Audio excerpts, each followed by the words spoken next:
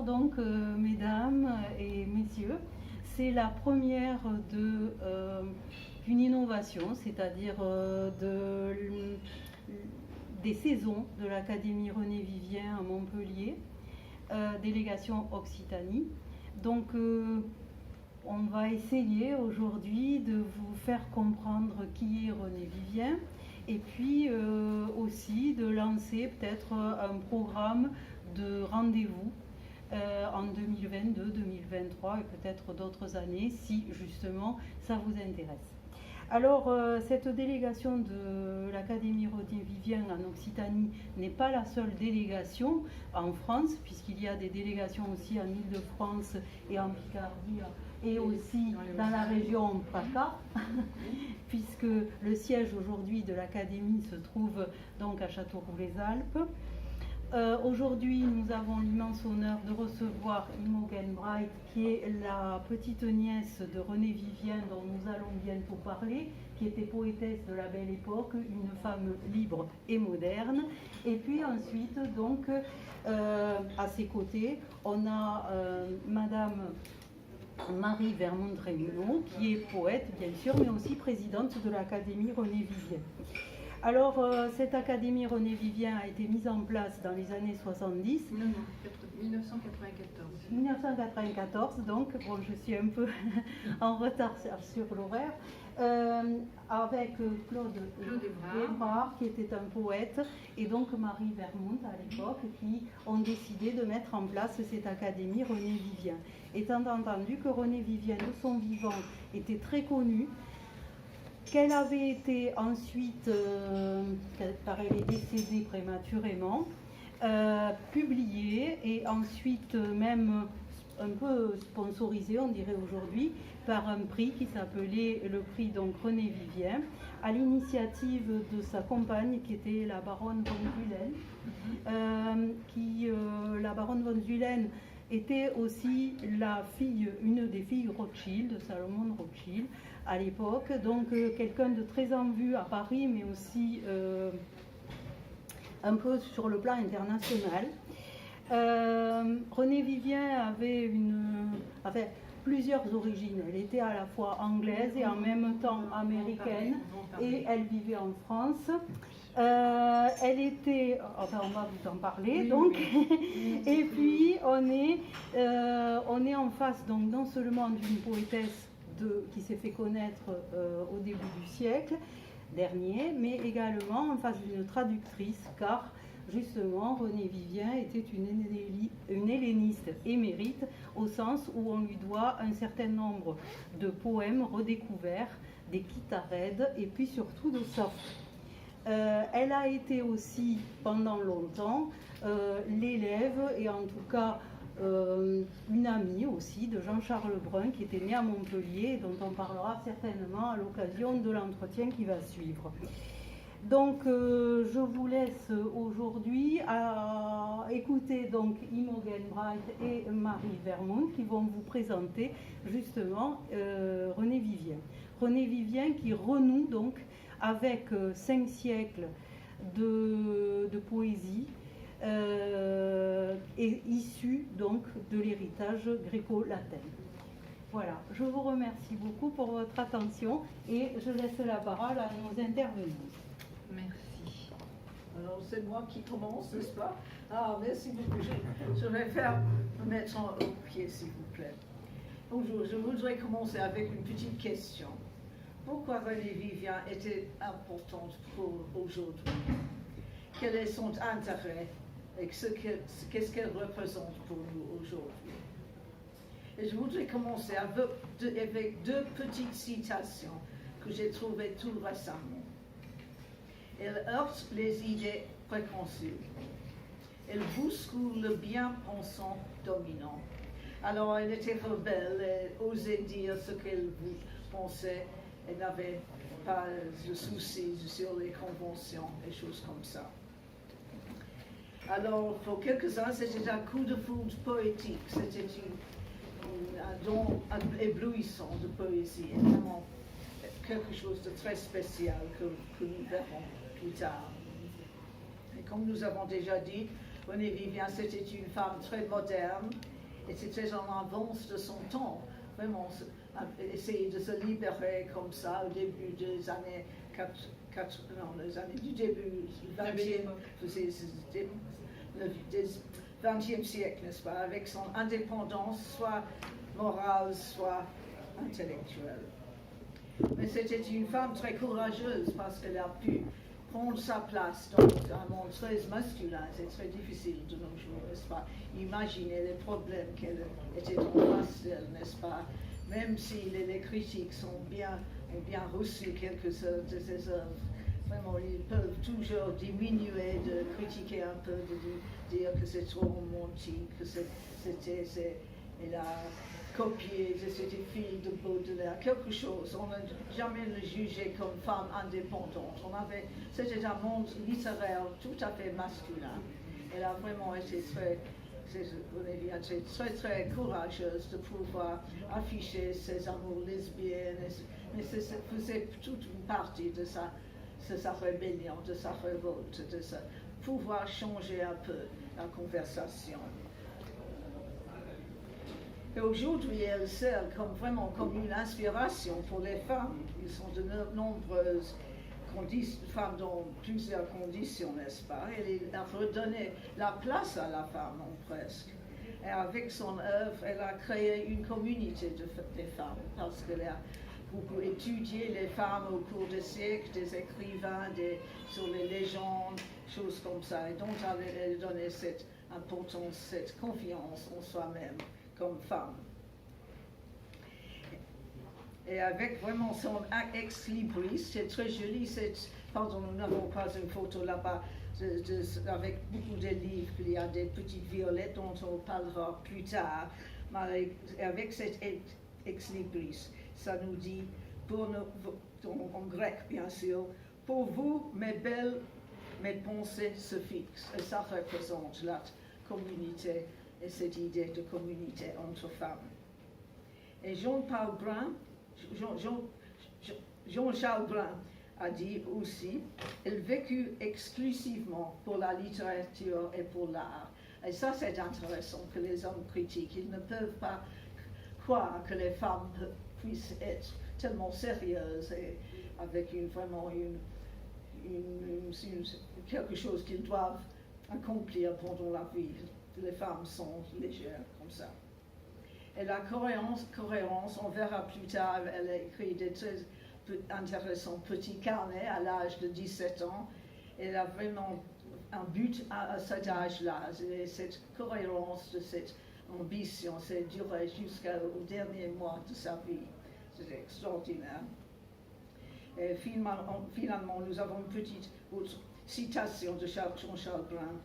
Renée Vivien gagnerait infiniment à être présentée telle qu'elle était et non telle qu'on l'imagine. Un grand fort de suppositions. Et ça continue jusqu'à nos jours, n'est-ce pas? Les suppositions, les icônes, elles ne la représentent pas comme personnalité, comme personne très érudite avec beaucoup d'aspects de sa personnalité. Et maintenant, nous allons commencer avec deux poèmes, comme une petite introduction. Voilà, deux poèmes donc, de Renée Vivien. Alors, l'automne, tout d'abord, puisque ça nous a semblé bien à propos, en ces premiers jours d'automne, de vous présenter ce poème, qui est extrait de son recueil Cendres et poussière, un recueil qui a été publié en 1902. L'automne s'exaspère, ainsi qu'une bacchante, folle du sang des fruits et du sang des baisers, et dont on voit frémir les seins inapaisés. L'automne s'assombrit, ainsi qu'une bacchante au sortir des festins empourprés. Elle chante la moite lassitude et l'oubli des baisers. Les yeux à demi-morts, l'automne se réveille dans le défaillement des clartés et des fleurs, et le soir appauvrit le faste des couleurs. Les yeux à demi-morts, l'automne se réveille. Ses membres sont meurtris, son âme est pareille aux coupes sans ivresse où ses feuilles et les fleurs. Ayant bu l'amertume et la haine de vivre dans le flot triomphal des vignes de l'été, elle a connu le goût de la satiété. L'éternelle amertume et la haine de vivre corrompt le festin où le monde s'enivre, étendu sur le lit des roses de l'été. L'automne, ouvrant ses mains d'appel et de faiblesse, se meurt du souvenir accablant de l'amour et n'ose en espérer l'impossible retour. Sa chair de volupté, de langueur, de faiblesse implore le venin de la bouche qui blesse et qui sait recueillir les sanglots de l'amour. Le cœur à demi-mort, l'automne se réveille et contemple l'amour à travers le passé. Le feu vacille au fond de son regard lassé. Le cœur à demi-mort, l'automne se réveille. La vigne se dessèche et périt sous la treille. Dans le lointain, pâlit la rive du passé. C'est triste. Et donc un second poème, Attis, un poème extrait de son recueil Évocation, qui a été publié en 1903. Et ça commence avec une ligne, une citation de Sappho. Je t'aimais, Attis, autrefois. C'est le poème qui s'appelle Attis. Je reviens chercher l'illusion des choses d'autrefois, afin de gémir en secret et d'ensevelir notre amour sous les roses blanches du regret. Car je me souviens des divines attentes, de l'ombre et des soirs fébriles de jadis. Parmi les soupirs et les âmes ardentes, je t'aimais, Attis. J'aimais tes cheveux tramés de clair de lune, ton corps ondoyant qui se dérobe et fuit, tes yeux que l'éclat de l'aurore importune, bleus comme la nuit. J'aimais le baiser de ses lèvres amères, j'aimais son baiser au merveilleux poison, jadis. Et j'aimais tes injustes colères et tes trahisons. Attis, aujourd'hui tu pâlis et je passe, tel un exilé sans désir de retour. Toi, moins souriante et moi, l'âme plus lasse, plus loin de l'amour. Voici que s'exhale et monte avec la flamme, et l'essor des champs et la laine des lys, l'intime sanglot de l'âme de mon âme. Je t'aimais, Attis. Alors Renée Vivien, de son vrai nom, Pauline Tarn, est anglaise. Elle est née à Londres le 11 juin 1877 dans une famille fortunée.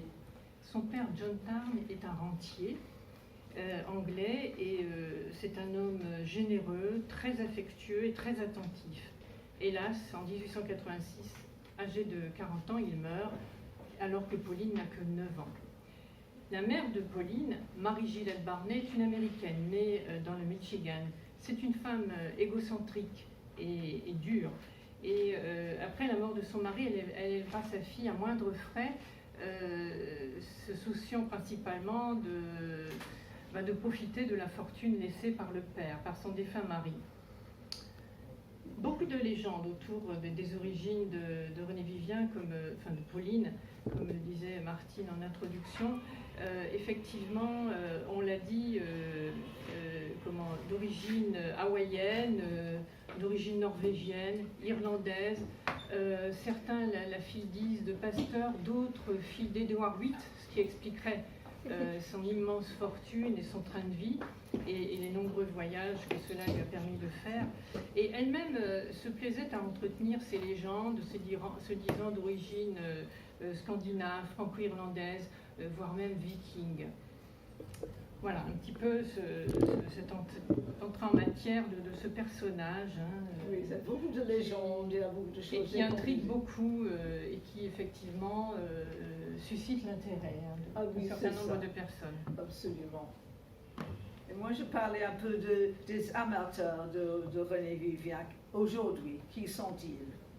Alors, nous avons toutes sortes de gens, hommes, femmes, chercheurs qui viennent me visiter pour faire des recherches universitaires, mais il y a aussi des femmes qui écoutent la musique. Il y a une femme à Paris, Pauline Paris, qui a composé des très jolies chansons sur plusieurs poèmes. Ça, c'est plus moderne, n'est-ce pas? Je viens de de me mettre en contact avec une femme bijoutier qui a vu par hasard une photo de René Vivien et cela l'a inspiré à traduire toutes les œuvres en langue anglaise. Moi, c'est une grande ambition, c'est un peu de travail là-bas, mais c'est extraordinaire. Et j'ai aussi quelques impressions qui m'ont été communiquées. Les voici, quelques-uns.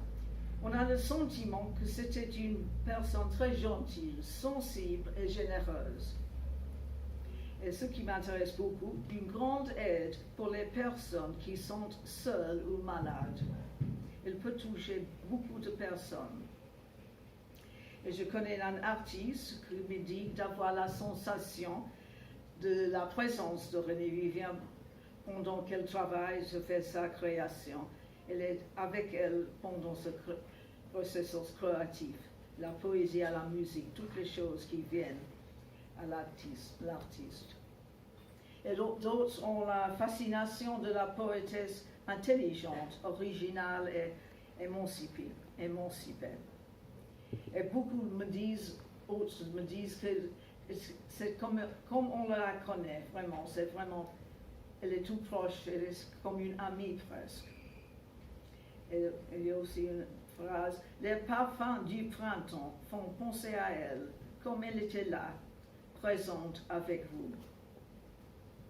Une autre femme poète et musicienne parle d'un coup de foudre poétique, merveilleuse et puissante poésie, un éblouissant talent, un don pour nous tous.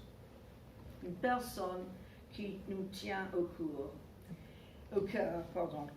Et aussi, il y a une femme, un médecin, Tivan Nguyen, médecin à Paris, qui a trouvé par hasard un recueil de René Vivien. C'était une révélation pour elle. Elle avait tant d'admiration et elle voulait rendre hommage en esprit de justice, un peu contre Nathalie Barney, qui avait deux choses publiées en même temps.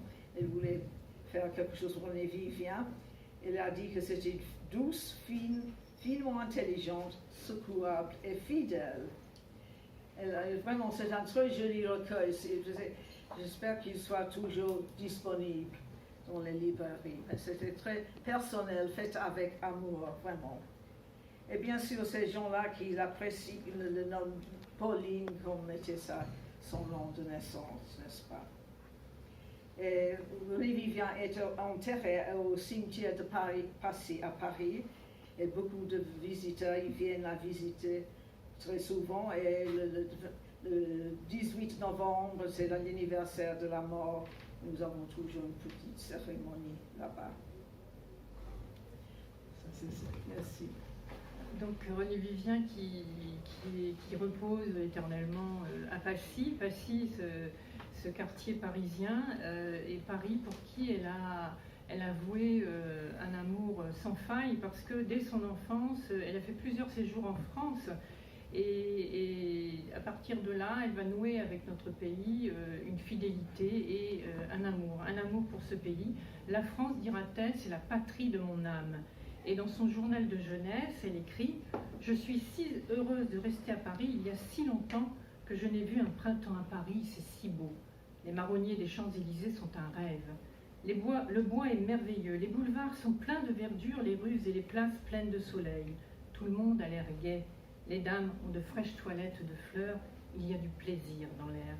La Seine est d'un si beau vert et coule si doucement.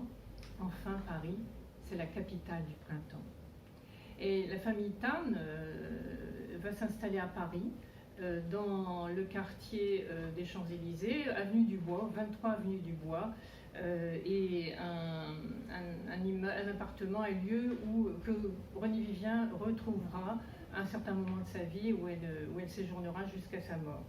Et dans cet immeuble vit la famille Chilito. Et les Tarn se lient d'amitié avec cette famille. Ils ont une fille aînée, Violette, qui est une enfant prodige, brillante, qui est une musicienne remarquable, qui lit Platon et Dante dans le texte, et qui va à la Sorbonne faire des mathématiques pour son plaisir. Alors il est bien évident que Pauline et Violette vont se lier d'amitié, une amitié qui sera durable, on va le voir par la suite. Et Pauline, de son côté, va recevoir une éducation française. Elle va lire beaucoup et de tout très tôt et se constitue ainsi une grande culture. Elle maîtrisera parfaitement le français et la littérature française et anglaise. Elle apprendra l'italien pour lire Dante dans le texte et elle aura bien sûr l'intention d'étudier le grec pour, dit-elle, traduire Sappho, ce qu'elle fera plus tard. Elle s'intéresse aussi beaucoup aux légendes nordiques, ce qui nourrit peut-être aussi les mystères qu'elle peut développer et faire planer sur ses origines, et puis ce qui a pu inspirer aussi un de ses ouvrages, Brume de Fjord. Et puis Pauline était musicienne, une excellente musicienne, et la musique l'accompagnera jusqu'à la fin de sa vie. Alors, je crois que tu veux développer un petit peu. Oui, je parle un peu sur la musique. Comme nous avons dit, Marie a dit, la musique était très importante dans la vie et aussi dans l'œuvre de René Vivien.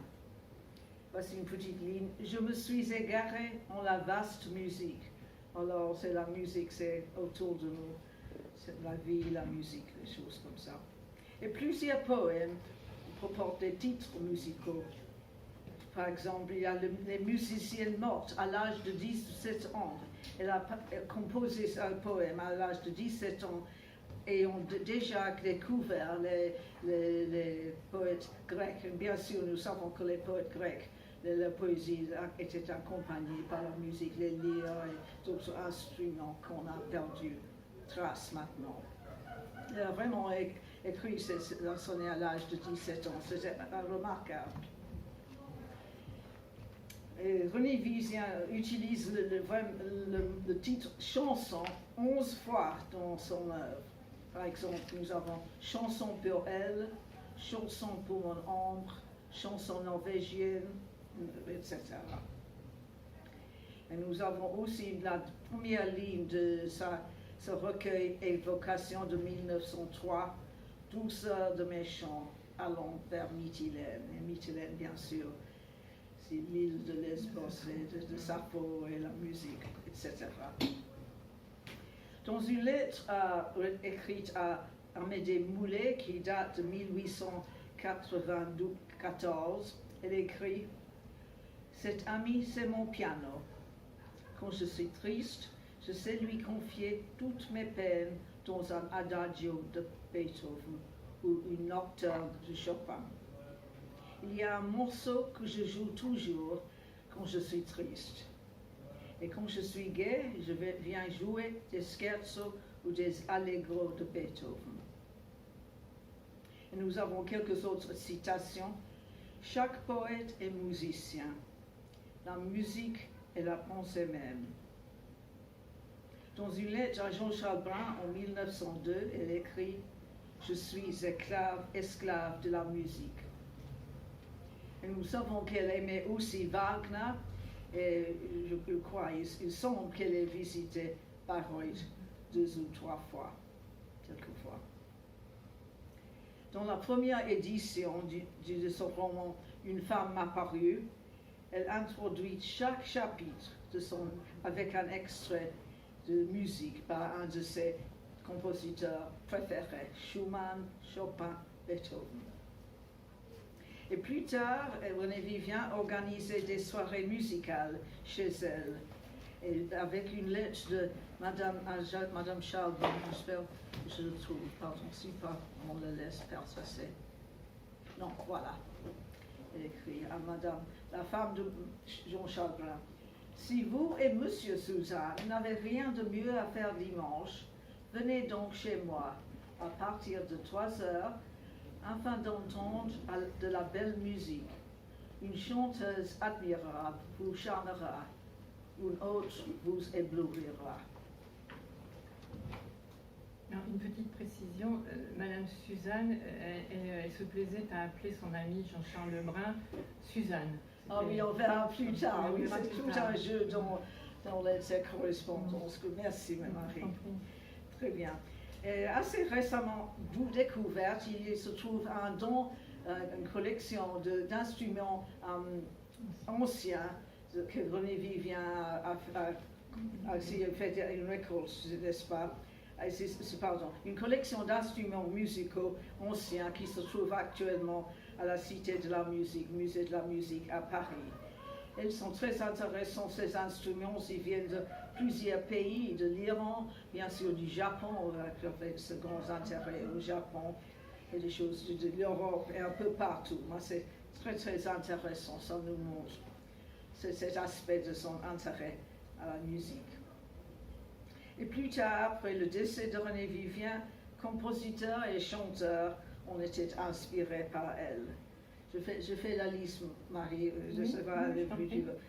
Il y avait par exemple 2 mélodies composées par Louis Aubert en 1910, de poèmes Nuit mauresque et Aigues marines.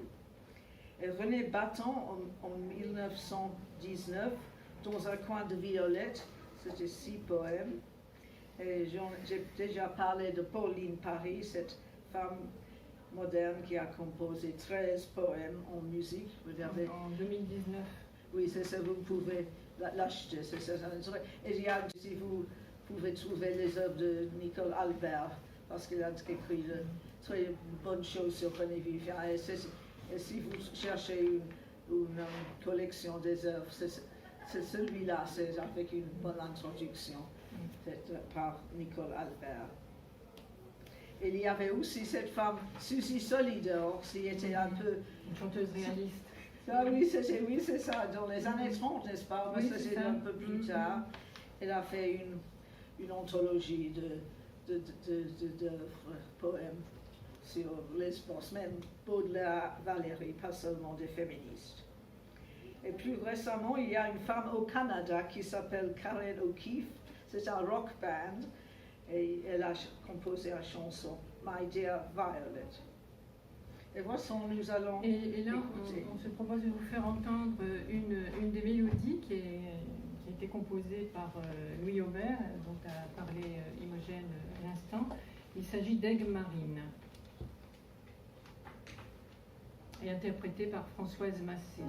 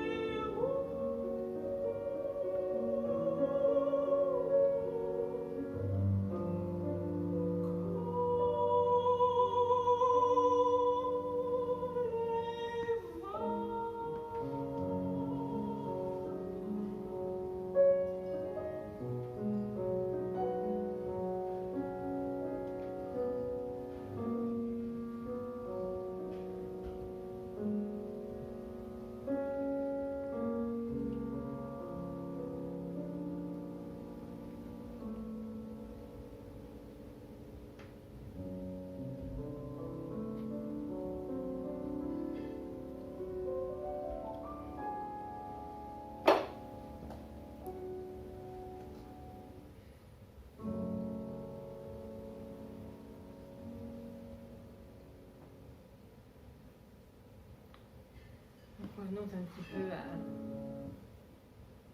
un petit peu à Pauline, qui perd son père à l'âge de 9 ans, et cette disparition va bouleverser sa vie.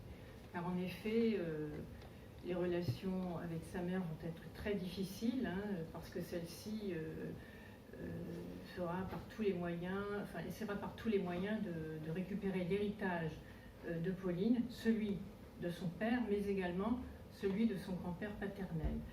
Et allant même jusqu'à tenter de la faire enfermer pour dérangement mental.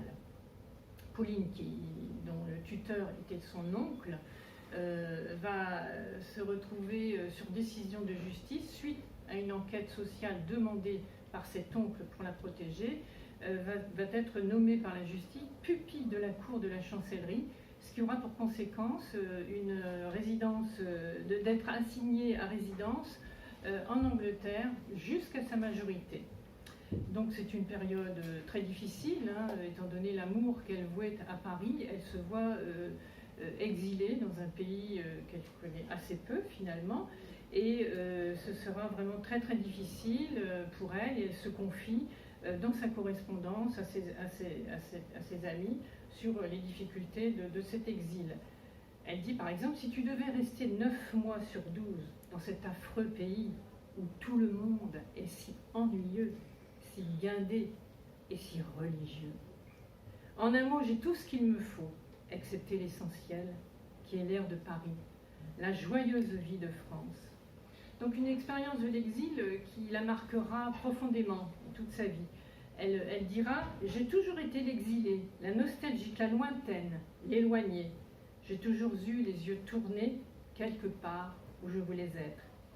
Et il s'agit pour elle, bien sûr, de tenter d'effacer tout le gris que ce vilain pays, triste et laid, m'a laissé dans l'âme. Donc là,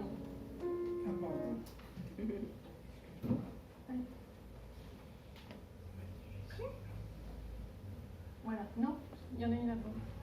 Voilà, donc là on voit Pauline, non.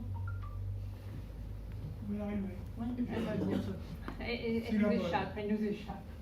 Voilà, Pauline a 16 ans, l'âge de ses premiers écrits, mais également l'âge où elle se confie, comme le disait Imogène tout à l'heure, dans ses petits carnets et dans sa correspondance avec ses amis, et notamment avec un ami quinquagénaire, Amédée Moulet.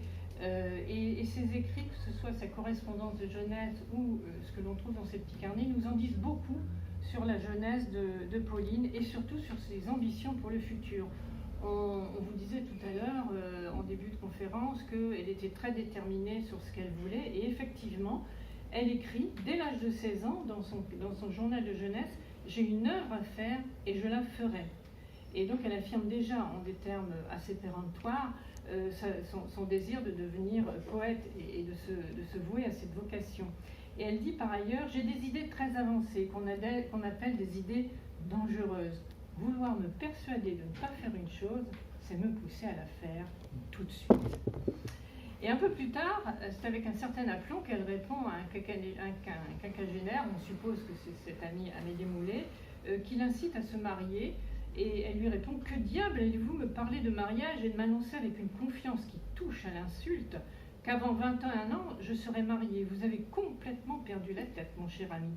Amour, mariage, tout ça c'est bon pour les gens qui n'ont rien à faire, ou pour ceux qui méritent quelques châtiments. Vous croyez que l'unique but de la femme, c'est d'aimer un homme? La malheureuse. Aujourd'hui, les femmes ont autre chose à faire que d'aimer et de se marier. Moi qui adore la liberté, je ne la sacrifierai pas pour un esclavage. Donc vous voyez déjà, dès son adolescence, elle sait ce qu'elle veut. Mais elle sait aussi que afficher cette indépendance, c'est s'affronter à un monde qui n'est pas, comme on le disait tout à l'heure, à cette belle époque, très favorable aux femmes indépendantes. Hein. Et elle s'était donnée comme slogan, on pourrait dire: le savoir, c'est le pouvoir, l'ignorance, c'est l'impuissance. Donc on vous a parlé là, à plusieurs reprises d'Amédée Moulet.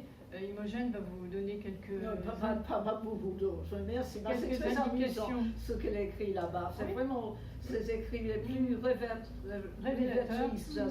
Vraiment, parce que plus tard elle écrit des choses, vraiment, elle invente parce que c'est quelque chose d'intéressant sur René Vivien. On ne sait pas quand elle rêve, si elle dit la vérité, elle invente quelque chose. Mais là, ce sont vraiment des écrits de sa jeunesse et c'est vraiment quelque chose de tangible. Là, Oui, c'est ça, qu'il s'invente pas. plus précise, je devrais dire. Moi, je n'ai pas beaucoup à ajouter sur Amédée Moulet, mais vraiment, il vaut la peine. Si, ils sont publiés des extraits dans un livre.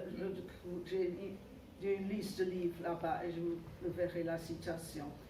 Mais Amédée Moulet, c'était vraiment un cousin de son ami de jeunesse, Marie Charnon. Ils se sont rencontrés à un dîner en 1894. Mais c'était dans 50, autour de 50 ans. Elle était vraiment, le vivait Pauline Tarn, seulement 17 ans. Mais c'était un homme cultivé et lui offrait Pauline Tarn la possibilité d'échange intellectuel dont elle avait tellement soif. La pauvre, elle avait tous ses espoirs, mais il n'y avait personne avec des bonnes conversations, des bons échanges. Elle existe toujours dans la Bibliothèque nationale à Paris, à peu près 22 lettres, et aussi des poèmes qu'elle a écrits pour M. Moulet. Ils sont très intéressants et comme a déjà dit Marie, il représente une source capitale sur la jeunesse de Pauline Tarn et sur sa formation littéraire. Et voici une petite citation de ces lettres. Je n'ai commencé à vivre qu'à partir de 14 ans. Toute la poésie cachée qui était en moi s'est réveillée. Une émotion inconnue m'agitait. C'était le papillon de l'âme qui s'éveilla au fond de sa chrysalide et qui se sentait palpiter ses ailes. Et vraiment, c'est le papillon de l'âme, c'est un livre avec des extraits, ça vaut la peine si vous intéresse. C'est très joli cette idée, le papillon de l'âme. Donc nous avons là Pauline, âgée de 17 ans, hein, et toujours dans cette affirmation de ce qu'elle voulait devenir. Elle croyait que les poètes étaient investis d'une mission. Et elle écrit toujours dans ses fameux petits carnets ses idées, ses projets, des projets qui peuvent sembler démesurés. Elle voulait par exemple écrire une épopée, des opéras, des drames. Et elle confie aussi dans ses carnets son goût pour la solitude. Ainsi dit-elle: « Oh mon ami, je suis heureuse, heureuse dans mon isolement, heureuse dans ma solitude, heureuse dans mon indépendance et dans ma liberté. Comme je voudrais oser être moi-même. Je mens et je dissimule tous les jours. Je suis dissimuler toutes mes tristesses sous un sourire. Je mens et je dissimule tous les jours. » Et d'autres lignes nous frappent pour cette jeune adolescente de 17 ans lorsqu'elle écrit « J'adore la beauté féminine. Moi, une jolie femme, m'inspire une adoration passionnée. » C'est quand même prémonitoire. Nous arrivons en 1898. Pauline a maintenant 21 ans, donc elle a atteint sa majorité et peut entrer en possession de son héritage et de sa liberté. Donc vous imaginez bien que sa priorité, c'est bien sûr de préparer son retour à Paris, dans sa ville du printemps. Et il faut savoir qu'à cette époque, la France attire et fascine le monde entier. Pauline écrit à une amie: « Paris est la capitale du monde. Les idées de Paris sont adoptées par l'univers pensant. Paris est le cerveau qui pense, le bras qui agit, l'âme qui domine et la main qui crée. C'est le foyer des arts et de la civilisation. L'univers emprunte ses idées à Paris. » On retrouve bien là toute cette fascination qu'elle a pour notre capitale. Et dès son retour à Paris, elle va retrouver Violette Chilito, qui, un soir d'hiver de 1899, va lui présenter une poétesse américaine, jeune, riche, belle, séduisante, intelligente, Nathalie Clifford Barnet, et qui était déjà célèbre pour ses liaisons.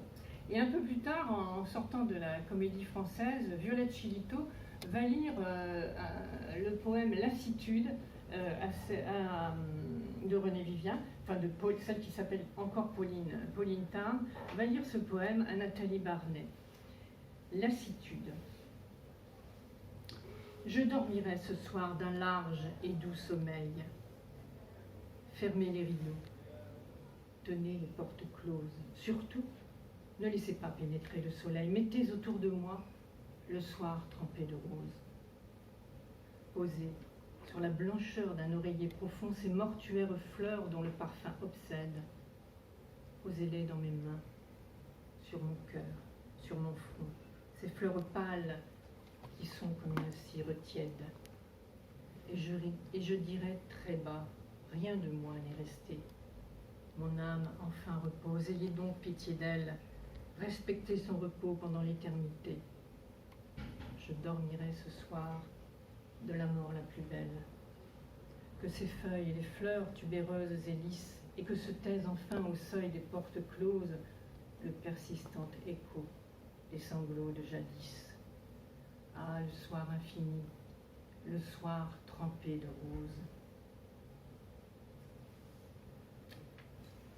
Nathalie Barnet se souvient très bien de sa première rencontre avec René Vivien il y a 60 ans de distance, puisque dans ses souvenirs indiscrets, voici comment elle parle de cette première rencontre.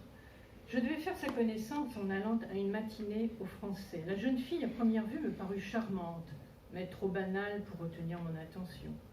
Voici comment elle apparut à nos rencontres suivantes. Un corps mince, avec une charmante tête aux cheveux plats, couleur souris, aux yeux bruns, souvent pétillants de gaieté. Mais lorsque ses belles paupières bistrées se baissaient, elle révélait plus que son regard, l'âme et la mélancolie du poète que je cherchais en elle.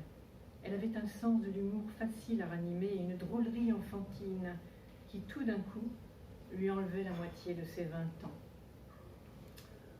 Donc évidemment, ces deux femmes nourrissent une fascination mutuelle.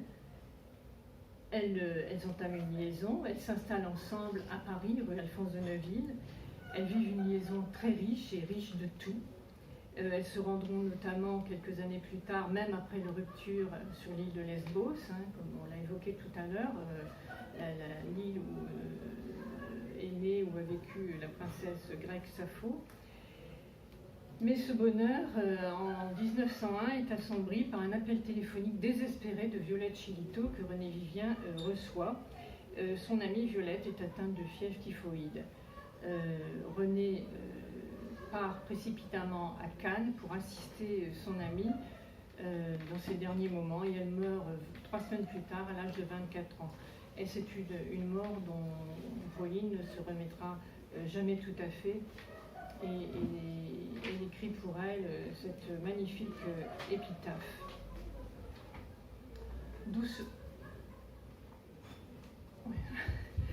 Doucement tu passas du sommeil à la mort, de la nuit à la tombe et du rêve au silence, comme s'évanouit le sanglot d'un accord dans l'air d'un soir qui meurt de somnolence. Au fond du crépuscule, où sombrent les couleurs, où le monde pâlit sous les cendres du rêve, tu sembles écouter le reflux de la sève et l'avril musical qui fait chanter les fleurs. Le velours de la terre aux caresses muettes t'enserre, et ton front pleure les violettes. Alors on voit que le souvenir de Violette Chilito est toujours associé à cette petite fleur, puisqu'elle en a fait son ex-libris. Ah oui, c'est ça. Mais on ne sait pas d'où vient cet intérêt vraiment des violettes, parce que vraiment toujours à l'âge de 17 ans, quelque chose de très jeune, elle a écrit une longue poésie qui s'appelle la langage des fleurs. Alors elle s'intéresse beaucoup aux fleurs, déjà très jeune. Mais elle a écrit toujours avec M. Moulet, Amédée Moulet, les violettes. Ce sont de petites âmes chastes, auverginales et fraîches tendresse, respirant le sauvage parfum de la liberté.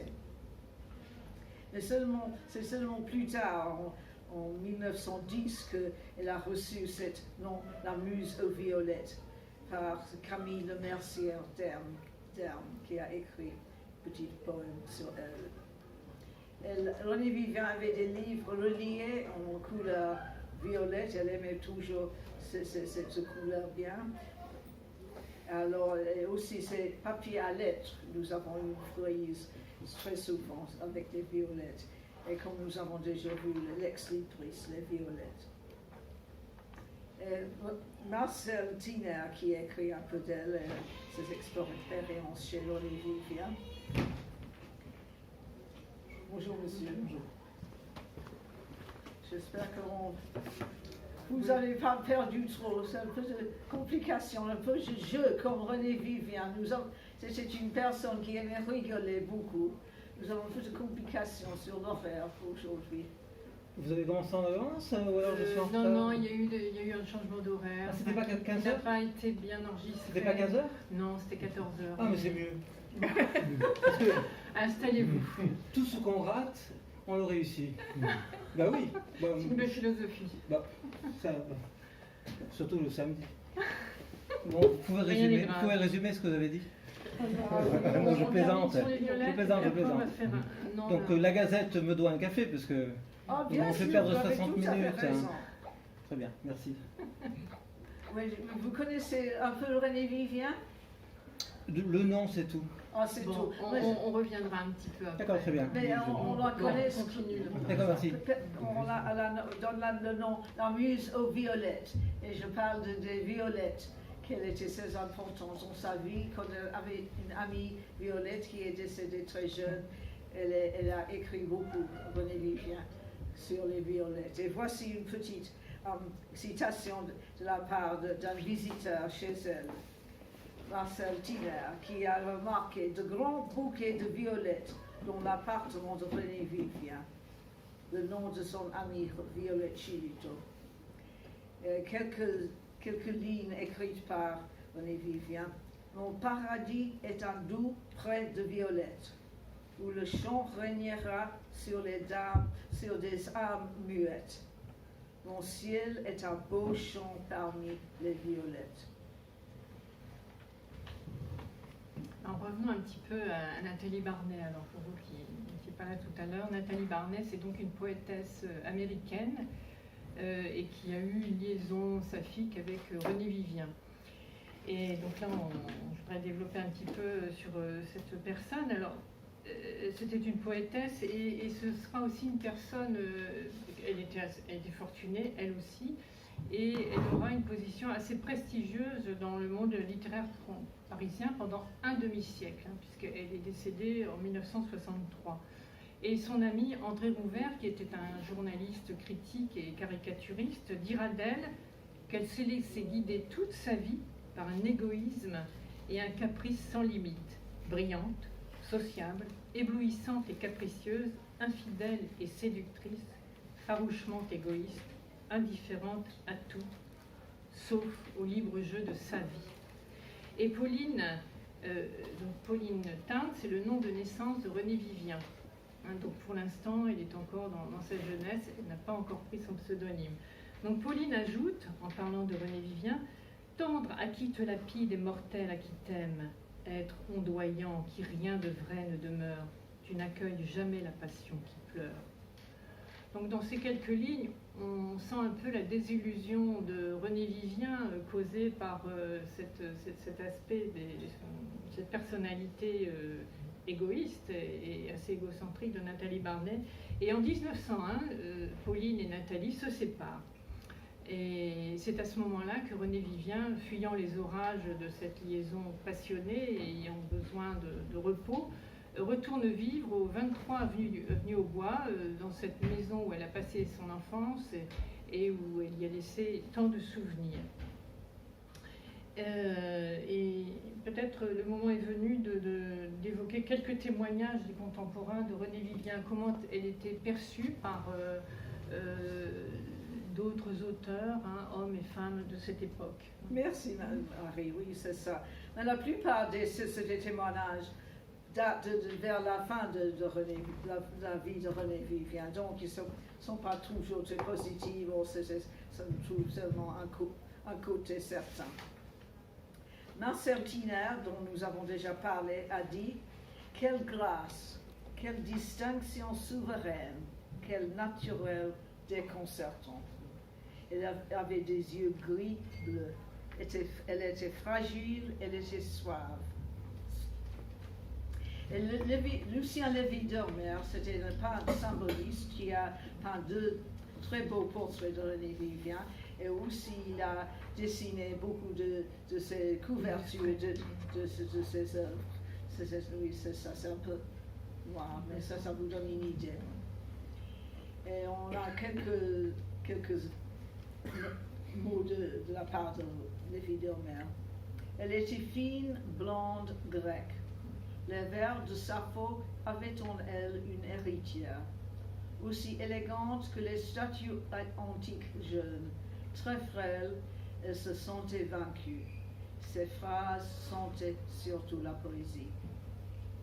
Les triomphes de pierres précieuses chinoises faisaient ressonner en René Vivien des harmonies inconnues de nous. Les mots prononcés par elle étaient déjà ou encore dans le lointain. Beaucoup de choses du passé avaient ému son intelligence. La fable du serpent et celle de la femme. Et là, c'est tellement de conventions, d'histoires qui viennent grâce à l'érudition des lectures de René Vivien qui viennent dehors.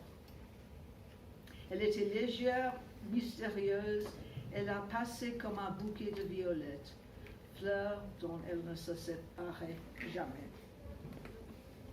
Puis nous avons plusieurs témoignages de la part de Colette, mais c'était seulement vers la fin de la vie de René Vivien, et ces témoignages ne sont pas toujours très positifs, mais en même temps c'est un certain intérêt.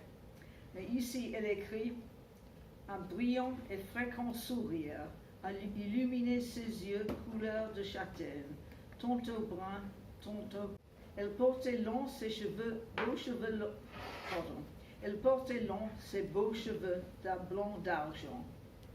Je n'ai jamais vu René Vivien triste. Et Louise Faux-Favier, c'était la femme du jeune journaliste, lui rend visite chez elle en 1906. Elle a vu des meubles magnifiques, un petit jardin japonais. Mais à son tour, René Vivien lui a dit à Louise qu'elle lui plaisait parce qu'elle était saine d'esprit, sans complications. Et c'est une piste qu'on peut suivre. C'est que René Vivien vraiment aimait des personnes simples, sans complications. Et dans le même article, Louise continue. C'est un souvenir très précis et admiratif d'une soirée dans le monde. Elle vint un soir, et cette fois très élégante et très parée, pour entendre Georgette Leblanc parler de Péléas et Mélisande. Voilà encore la musique. Un long collier de lalique sur la robe blanche. Peu de fard à ses joues. René Vivien séduisait tous les jeunes poètes qui l'entouraient. Elle laissa à tous un souvenir enchanté. Cette fois, elle ne fila pas à l'anglaise, ce fut à qui l'accompagnerait à sa voiture. Toutes les dames trouvèrent René Vivien ravissante. Et bien sûr, on est frappé par cette simplicité, très intéressant. Mais en même temps, elle donnait cette impression d'une mystique. Et ça, c'est un mot qu'a utilisé Nathalie Barney. Elle a perçu cette chose de mystique en elle. Elle a entretenu cette légende, en fait. Oui, c'est la légende, mais c'est quelque chose de difficile à organiser, n'est-ce pas? Et en même temps, comme Colette a observé, c'était enfantin, mais en même temps, il y a quelque chose de tragique aussi. Et ce sont quelques témoignages. Voilà, merci, Madame Faville, pour écouter ma musique. Thank you. Au revoir. Beautiful fall. Bon week-end. Au revoir.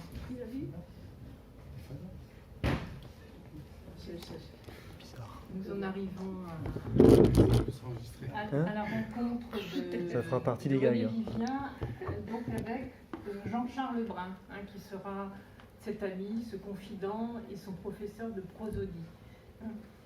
Parce que voilà, René Vivien évoluait dans la haute société, mais il n'y avait pas que des alliés. Étant seule, indépendante, elle ne bénéficiait pas de la surface relationnelle et sociale que pouvait avoir, par exemple, la comtesse de Noailles, qui était de lignée princière, princière, pardon, et donc il y avait un réseau très, très important et de mondanités qui l'ont servi d'une certaine manière.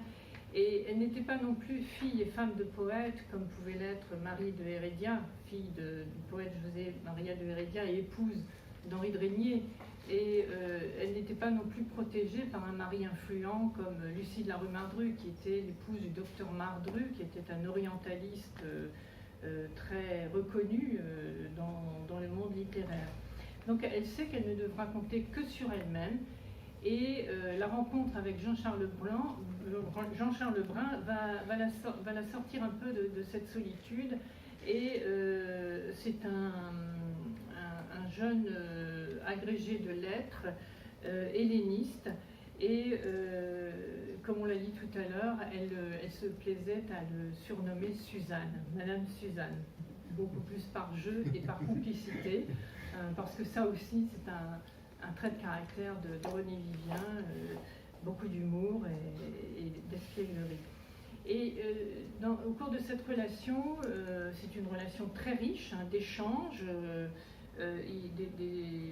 des échanges quotidiens, de visite à visite, mais aussi une très grande correspondance épistolaire qui a trait et qui révèle tout le travail que René Vivien a pu fournir et comment elle a échangé avec Jean-Charles Lebrun sur ses écrits. Et on se rend compte à la lecture de cette correspondance qui contient 500 lettres qui ont été publiées en 2019 par Nelly Sanchez, et donc on retrouve la totalité des lettres de René Vivien à Jean-Charles Lebrun. Et à la lecture de cette correspondance, on se rend compte de l'exigence d'écriture qu'elle pouvait avoir. Et on comprend mieux comment elle pouvait aboutir à cette qualité d'écriture. Et c'est aussi Jean-Charles Lebrun qui va l'imposer à l'éditeur du Parnasse de l'époque, un éditeur très important, Alphonse Lemaire, où René Vivien, on va le voir par la suite, publier ses premières œuvres. Et c'est lui aussi qui va l'accompagner dans le choix du pseudonyme, donc Vivien, un Vivien du nom d'un personnage épique de la chanson de geste. Ce sera d'abord R. Vivien, puis René Vivien au masculin, pour aller ensuite vers ce que nous connaissons aujourd'hui, René Vivien au féminin. Alors, ce choix du pseudonyme, comme un certain nombre de femmes écrivains de cette fin 19e, début 20e, c'était pour pouvoir être un peu plus libres dans leurs écrits, ne pas être critiqués systématiquement. Et chez René Vivien particulièrement, c'était pour masquer bien sûr son sexe, son identité féminine. Pourquoi? Alors peut-être, et poussé en cela par Jean-Charles Lebrun, essayer de se faire publier sous un pseudonyme masculin plutôt qu'un pseudonyme féminin ou son vrai nom, Pauline Tarn, par crainte peut-être du scandale, mais aussi par stratégie. Voir un peu, on publie sous un pseudonyme masculin et on voit un peu ce que ça donne, quelle va être la réaction de la critique, pour peut-être plus tard pouvoir se dévoiler réellement. Alors, je laisse Imogen vous parler un petit peu plus longuement de Jean-Charles Lebrun, parce que Martine vous l'a annoncé tout à l'heure, c'est un enfant du pays. Bien sûr, donc nous avons quelques petites choses à dire sur ce personnage. On pourrait en parler assez longtemps. Mais vraiment, nous avons dit, Jean-Charles Brun est originaire de Montpellier. C'était un homme brillant, c'était une figure très mal connue. On devrait vraiment faire toute une thèse sur lui. Et très peu de choses qui ont été publiées sur lui. C'est très dommage. Mais peut-être ça va changer un peu. Il y a encore des intérêts sur la civilisation et la langue occitane, n'est-ce pas? J'ai découvert hier soir. Et vraiment, il mérite beaucoup plus de connaissances. Il a fait des études à Montpellier. Et après sa agrégation, son professeur a déclaré que c'était l'étudiant le plus brillant depuis 10 ans. Il a fait une étude, c'est Touchard, le futur, une étude sur les troubadours. Mais malheureusement, il n'a pas terminé ces études. Et en 1892, il s'enfuit à Paris avec une femme mariée, plus âgée que lui. C'est très choquant, n'est-ce pas? Il s'appelait Jenny Massot. Et ils se sont mariés seulement 16 ans plus tard. Et c'était grâce à René Vivien qu'il assistait. Pauvre femme. Mais c'était comme jeune homme, il était très actif au sein du mouvement du Félibrige, ici à Montpellier. Et plus tard, il est devenu un des leaders dans le mouvement régionaliste. Et à Paris, il était actif dans l'action régionaliste. Il a fait des conférences partout, il a voyagé partout en Bretagne, des choses comme ça, vraiment avec ses idées de décentralisation, etc. Et vraiment, il a trop fait. Quelqu'un a dit qu'il ne sait rien à refuser. Il a accepté toutes les invitations. Mais aussi comme homme politique, il a contesté les élections en 1906 à Beauvais, comme c'est sénateur. Qu'est-ce que vous faites en France? mais sans succès. Ce n'était pas vraiment un homme politique. Je crois que c'était plutôt, on dit, plutôt philosophe, penseur, n'est-ce pas? Mais ce qui nous donne, en fin de compte, en 1911, il a publié le texte capital, le régionalisme, qui c'était une analyse du mouvement Félibrige régionaliste. C'est très compliqué. J'ai lu un livre, vraiment, il y a beaucoup de sciences politiques, choses vraiment extraordinaires. À Paris, Jean-Charles Brun continuait à travailler comme professeur au collège de l'IPS des sciences sociales, mais il jouait plusieurs rôles, ça c'est intéressant. Professeur de lycée, homme politique, poète. Il a publié déjà des poèmes avant de venir à Paris.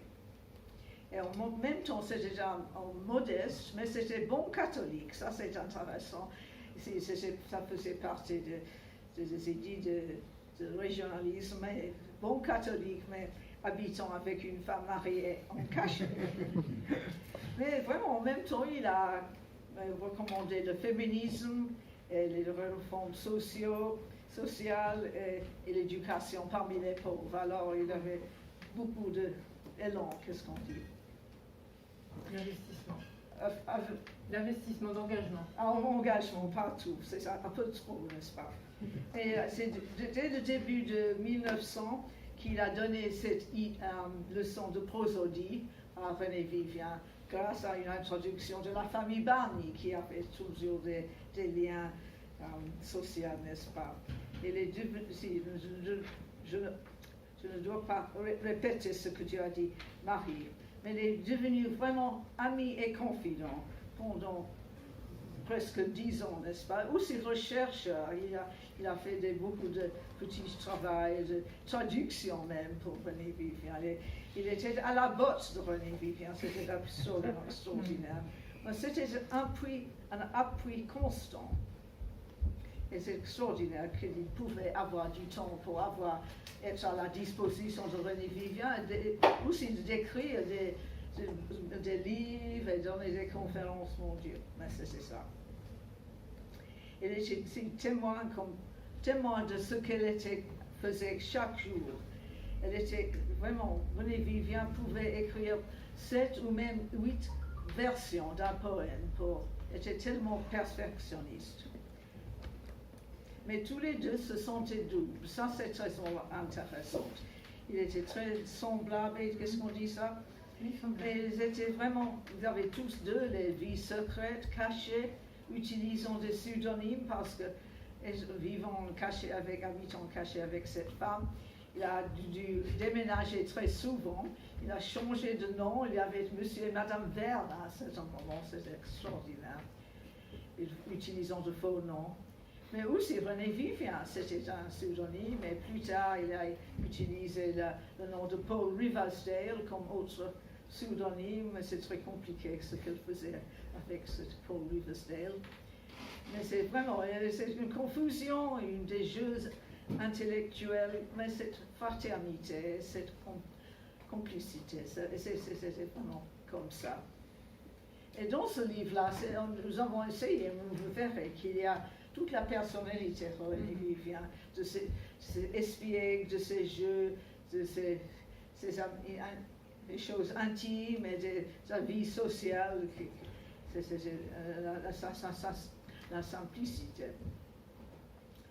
Alors, c'est très triste, c'est dommage, c'est seulement après 4 ans de connaissance que René Vivien a découvert l'existence de cette pauvre femme, Jenny Massot.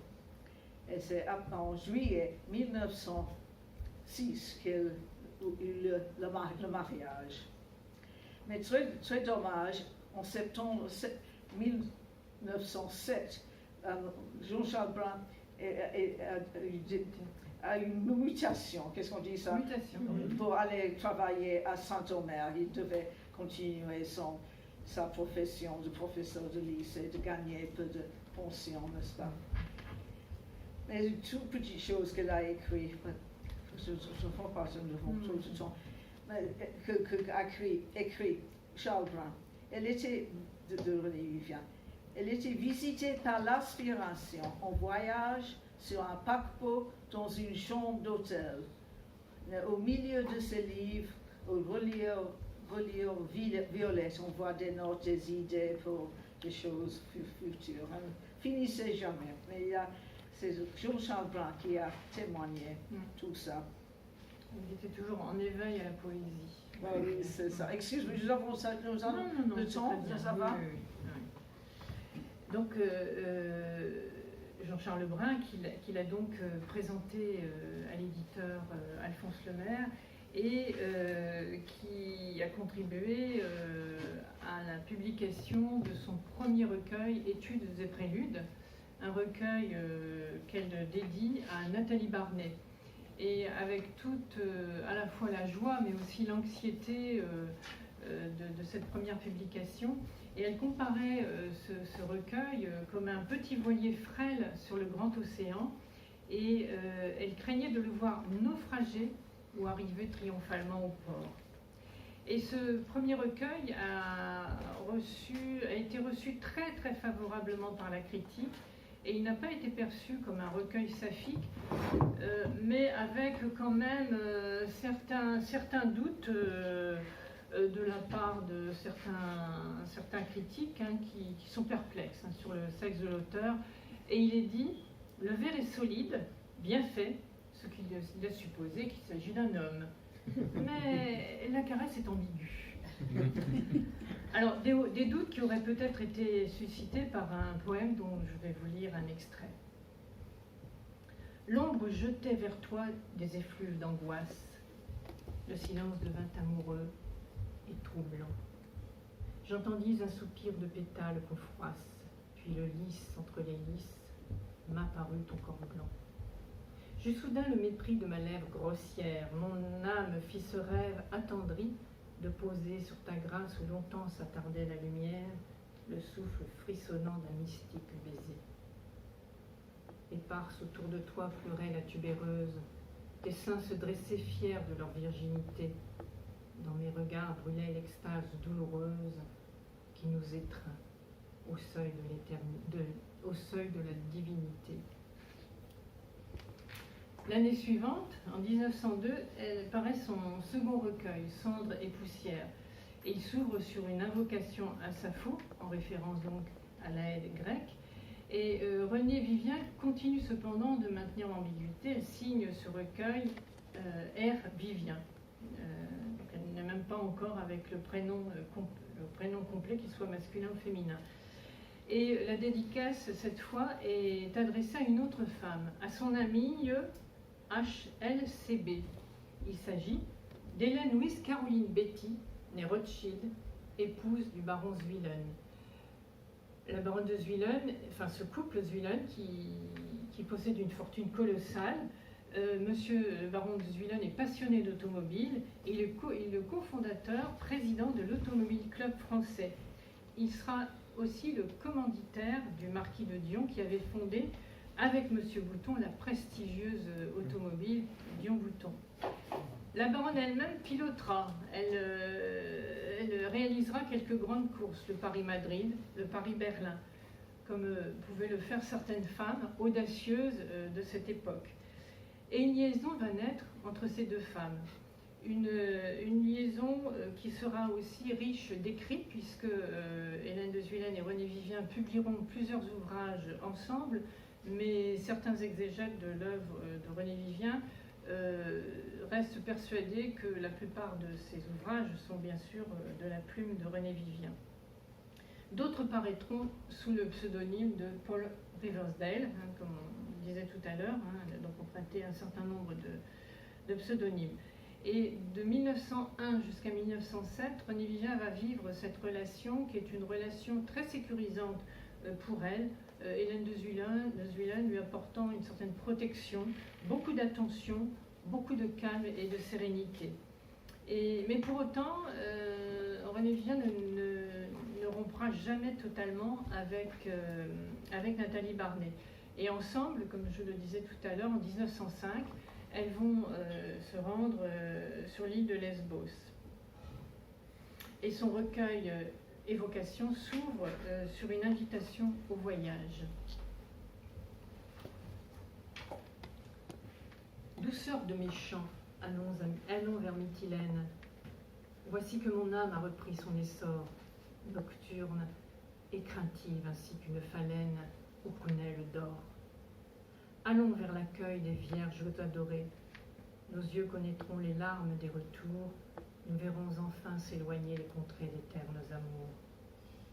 L'ombre de Psapha, tissant les violettes et portant au front de fébriles pâleurs, sourira là-bas de ses lèvres muettes, lasses de douleur.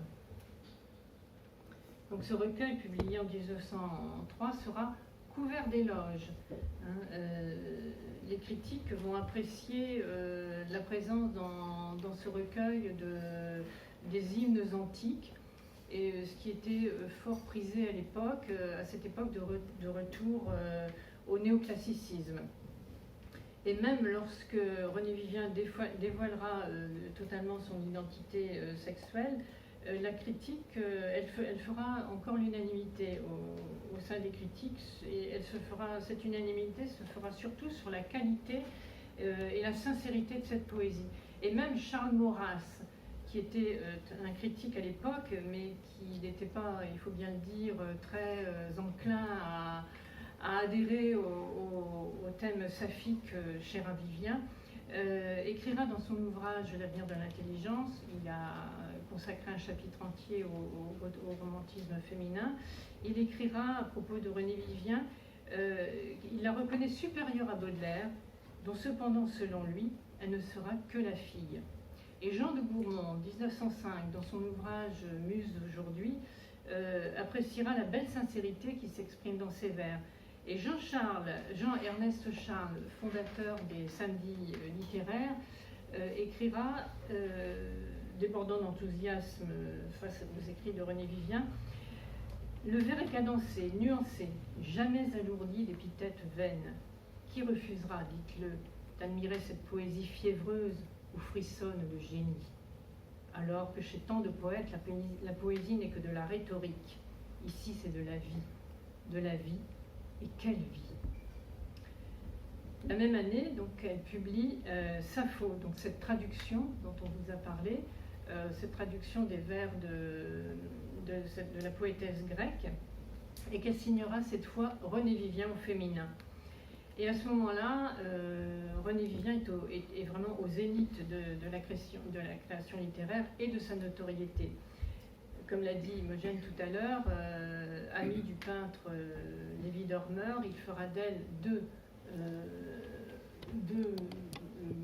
pastels, donc deux portraits dont vous en voyez un là donc pour vous sur la gauche de l'écran. Il y aura également Rodin qui sculptera son buste, un buste que l'on peut voir au musée Rodin à Paris. Et puis ici, c'est Alice Pike Barnet, donc la mère de Nathalie Barnet, qui avait fait un portrait de René Vivien. Et on reconnaît, donc dans le poème, le recueil de poèmes Sappho, consacré aux traductions des poèmes de Sappho, de la Hède grecque, il s'ouvre sur l'Aude à la femme aimée. Et les critiques reconnaissent dans cette traduction une grande qualité de traduction, une grande maîtrise, et on y dit que René Vivien il transpose remarquablement la fluidité et la musicalité des vers de Sappho. Et voici donc ce poème. Ode à une femme aimée. L'homme fortuné qu'enivre ta présence me semble l'égal des dieux, car il entend ruisseler ton rire et rêver ton silence. Et moi, sanglotant, je frissonne toute, et ma langue est brisée. Subtile, une flamme a traversé ma chair, et ma sueur coule ainsi que la rosée âpre de la mer. Un bourdonnement remplit de bruit l'orage mes oreilles, car je sombre sous l'effort, plus pâle que l'herbe, et je vois ton visage à travers la mort. Et René Vivien ne se contente pas seulement de traduire Sappho, elle restaure également toutes les strophes mutilées, parce que vous imaginez bien que les écrits de cette poétesse de l'Antiquité ont été retrouvés un peu ce sont des morceaux de dentelle parfois. Et elle entend rétablir ainsi le sens originel du texte, que depuis la Renaissance, parce que Sappho a été traduite dès la Renaissance, mais tous les traducteurs orientaient un petit peu leur traduction selon le sens conforme à la morale. Et René Vivien, au contraire, a voulu reprendre le texte dans sa totalité pour que l'on considère bien l'œuvre dans son entièreté. Et elle ajoute également à ses traductions sa biographie de René Vivien, et là aussi avec le même souci de rendre à cette poétesse toute l'autorité littéraire qui lui revenait à l'époque, et l'authenticité aussi de cette poétesse. Et l'année suivante, elle va effectuer le même travail avec d'autres poétesses grecques, les Kitharèdes, et également sur les fragments et sur tout ce qu'elle a pu trouver concernant ces poétesses. Et pendant cette année 1904, elle va également publier un recueil de nouvelles, La Dame à la Louve, et sous le pseudonyme cette fois de Paul Riversdale, et également un roman, Lettres doubles, et un volume de contes, Netsuke. Donc vous voyez un petit peu sur une année la quantité de travail qu'elle était en capacité de fournir. Et toujours en cette année 1904, elle va recevoir la lettre d'une admiratrice turque, Kerime Türkan Paşa. Et c'est le début d'une correspondance de plus d'une centaine de lettres. René Vivien ira la voir avec Nathalie Barnet. Et cette personne, Kerime, est une femme séduisante et d'une grande érudition. Et on voit bien que tout le réseau relationnel de René Vivien était au fait de personnes de grande érudition, reconnues en tout cas pour leur grande connaissance. Et Kerime est mariée à un diplomate qui sera hélas assassiné à Paris dans les années 20. Et les relations de cet amour lointain se poursuivront jusqu'en 1908. Et plus tard, Kerime ira vivre à Paris de longues années, et elle dira au poète et exégète, critique littéraire Yves Le Dantec, à propos de René Vivien, Kérimé dira donc à cette personne, c'est le plus joli souvenir de ma vie.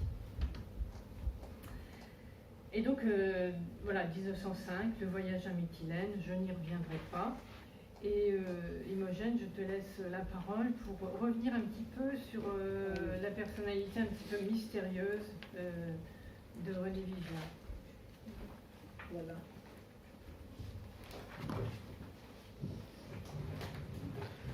Voilà. C'est seulement un petit peu de mots sur la personnalité. Mais il y a très peu de...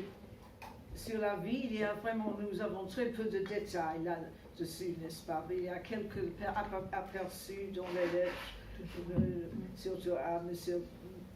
Moulet dont nous avons parlé, mais vraiment, il y a des choses, elle-même, elle dit des choses un peu rêvées, n'est-ce pas? Elle invente que son père était écossais, des choses comme ça. Alors, il faut vraiment pas croire toutes les choses qu'on lit dans les livres sur sa vie. Parce que c'était une personne discrète, elle n'aimait pas la vie mondaine, elle cachait ce qu'elle faisait pour la plupart du temps, elle avait beaucoup de masques, comme nous avons vu avec les pseudonymes. Et vraiment, c'était vraiment...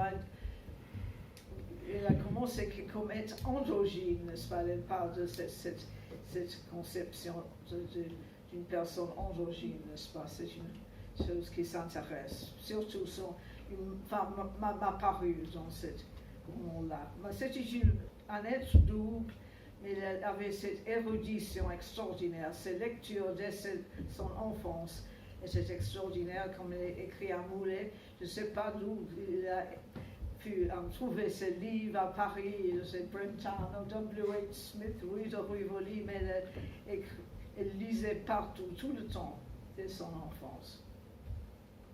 Mais c'est en même temps qu'on voit ici, et dans plusieurs des lettres, parce que ces lettres sont très révélantes, épistolaires, c'était une personne espiègle, subversive, on a déjà parlé de ça, aussi un esprit farceur. Mais en même temps, comme nous avons déjà vu, c'était une perfectionniste. Elle travaillait sans trêve. Mais continuons, qu'elle déteste les mondanités. Elle est allée en Amérique en 1900 avec Nathalie. Elle continue à lire, elle se dit aimer se distraire avec les études de grec ou de lecture, mais elle a observé avec amertume que Nathalie Barney, au contraire, valse avec un entrain qui ne se lasse jamais. Elle exprimera son dépit par ces mots. Tes yeux bleus, à travers leurs paupières mi-closes, recèlent la lueur des vagues trahisons. Je te hais et je t'aime abominablement. Alors cette confusion entre elles, pauvres dames. C'est un conflit intérieur. Oui, c'est ça, absolument. Mais dans une lettre à Jean-Charles Brun, elle nous parle de comme elle aimait la simplicité. Ma chère Suzanne, je vous assure que j'aurai un très grand plaisir à vous voir ce soir, ainsi que Madame Suzanne. Vous m'aiderez tous les deux, à distraire les Ledrin. Monsieur Ledrin, c'était conservateur au Louvre, avait des amis très cultivés, n'est-ce pas? Vous m'aiderez tous les deux à distraire les Ledrin, qui sont charmants, pas poseurs, intelligents, pas trop littéraires, bref, très sympathiques. Et les relations avec sa sœur cadette Antoinette nous disent beaucoup, aussi encore la simplicité, comme elle aimait la vie normale de tous les jours, de toutes nos femmes, n'est-ce pas? Et cette sœur cadette s'était mariée avec le capitaine Alston à Londres. Et puis en 1908 est né le petit Paul, c'était le fils de Antoinette, et qui René Vivien était la marraine. Il existe une petite correspondance sur ça.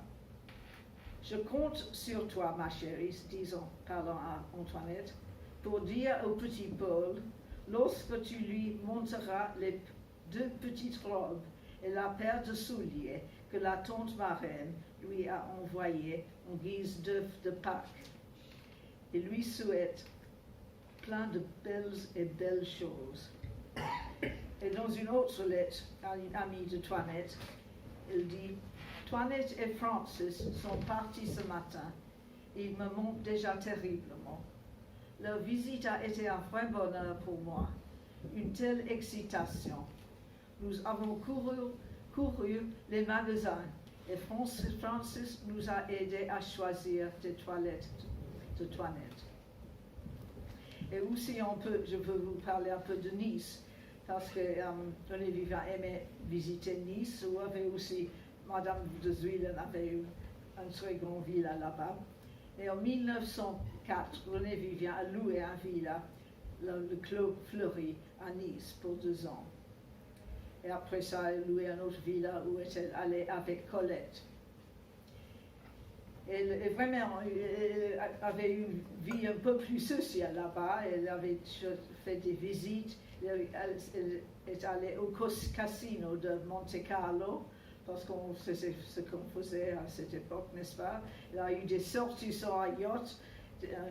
Et Madame de Zuilen a été assise à une exposition de chiens, des choses comme ça. Mais elle a écrit « Je suis très heureuse d'être à Nice. C'est toujours un repos pour moi. Et quand j'aurai terminé de moins agréables zones, je me mettrai au travail et je commencerai un nouveau volume de prose. » Alors, ce n'est pas vraiment un repos, elle pense au prochain projet tout le temps. C'est une petite aperçu sur la vie. Ça va, nous pas trop loin. Ça va? Oui. Et donc, on a vu donc, toute cette période où René Vivien a été reçu très très favorablement par la critique.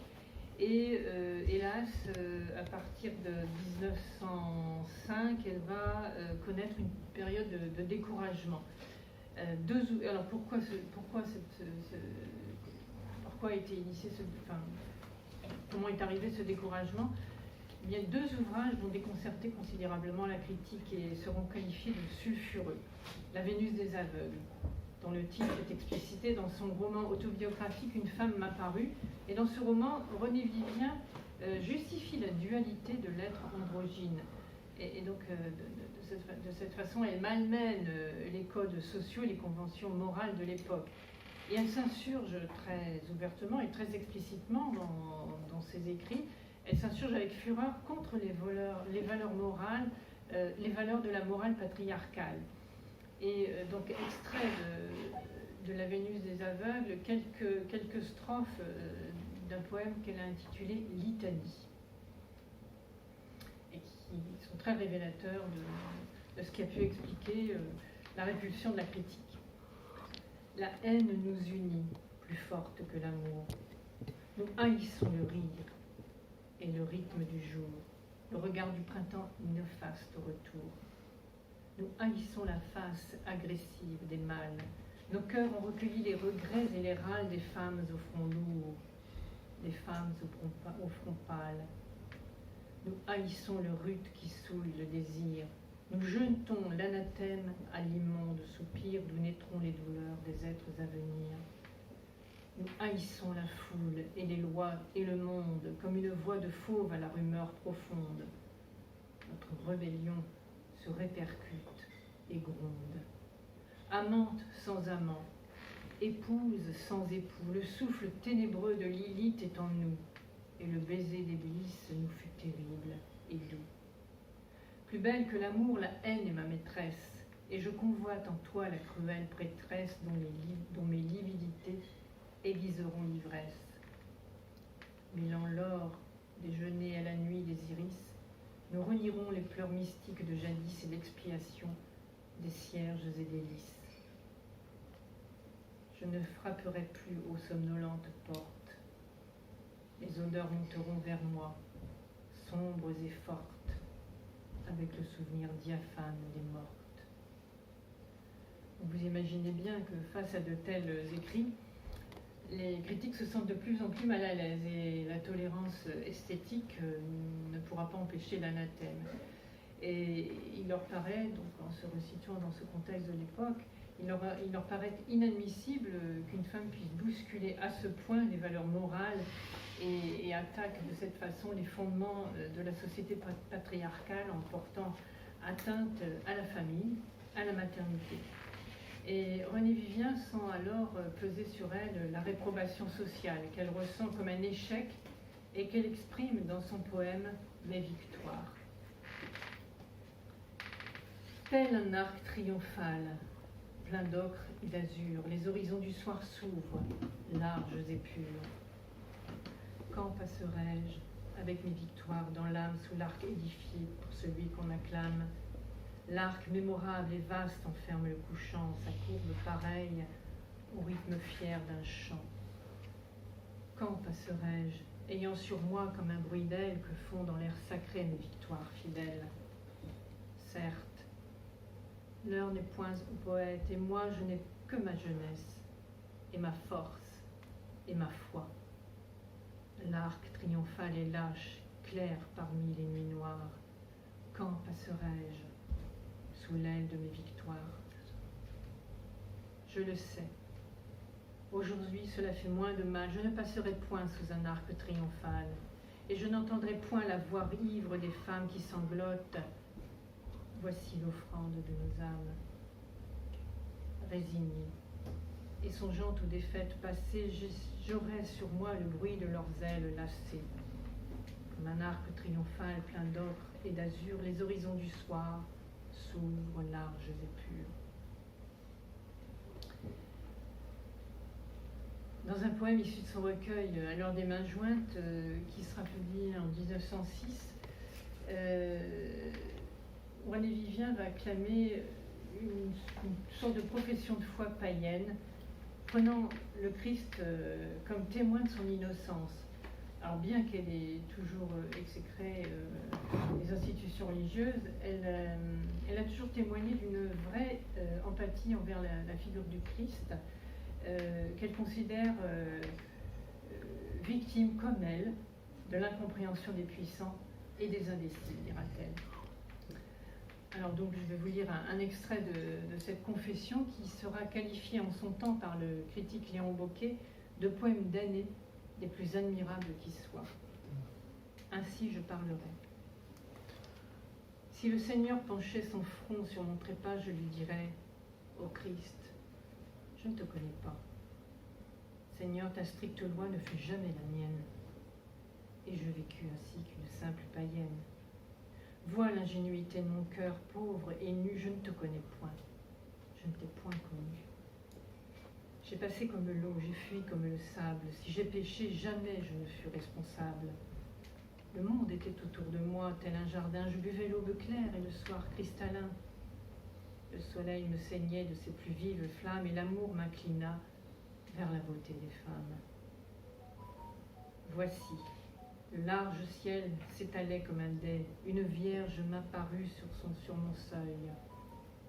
J'attendais. La nuit tomba, puis le matin nous a surprises, maussadement, de ces maussades lueurs grises. Et dans mes bras qui la pressaient, elle a dormi ainsi que dort l'amante au bras de son ami. Depuis lors j'ai vécu, dans le trouble du rêve, cherchant l'éternité dans la minute brève. Je ne vis point combien ses yeux clairs restaient froids, et j'aimais cette femme au mépris de tes lois. Comme je ne cherchais que l'amour, obsédé par un regard, les gens de bien m'ont lapidé. Moi, je n'écoutais plus que la voix que j'aimais, ayant compris que nul ne comprendrait jamais. Pourtant la nuit approche, et mon nom périssable s'efface, tel un mot qu'on écrit sur le sable.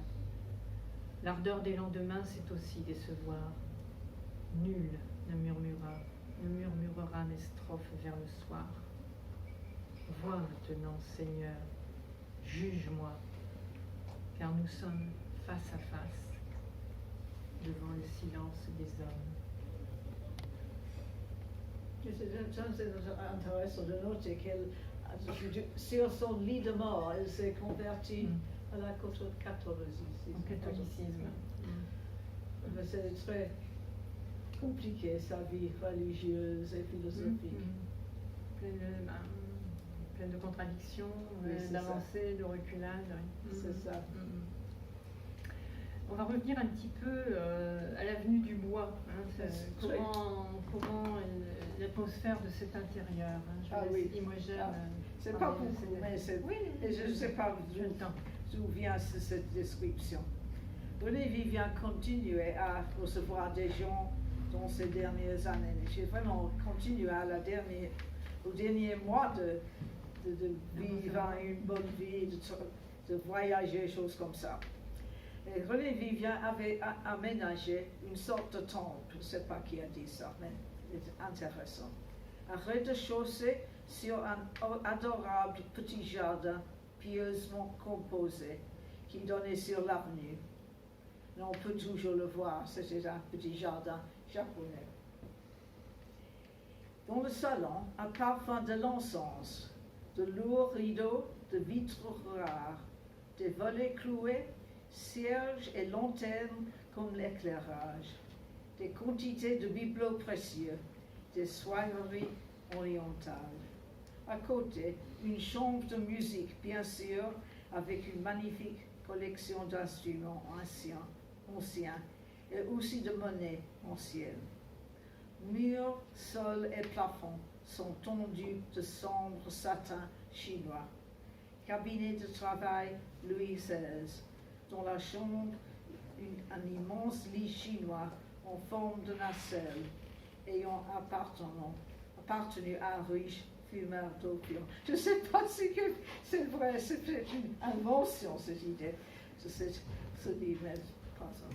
Mais on peut noter, n'est-ce pas, à l'époque, beaucoup de poètes de l'époque soignaient de leurs intérieurs, surtout nous connaissons Huysmans, n'est-ce pas, mais il y a toujours Loti et Ganpo, le Comte de Lille, Oscar Wilde, n'est-ce pas, c'était à la mode.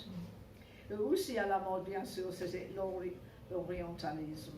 Et René Vivien avait assez grande collection d'objets et d'œuvres d'art japonais et de l'Orient, que vous pouvez voir maintenant dans le musée Chanouchi à Paris.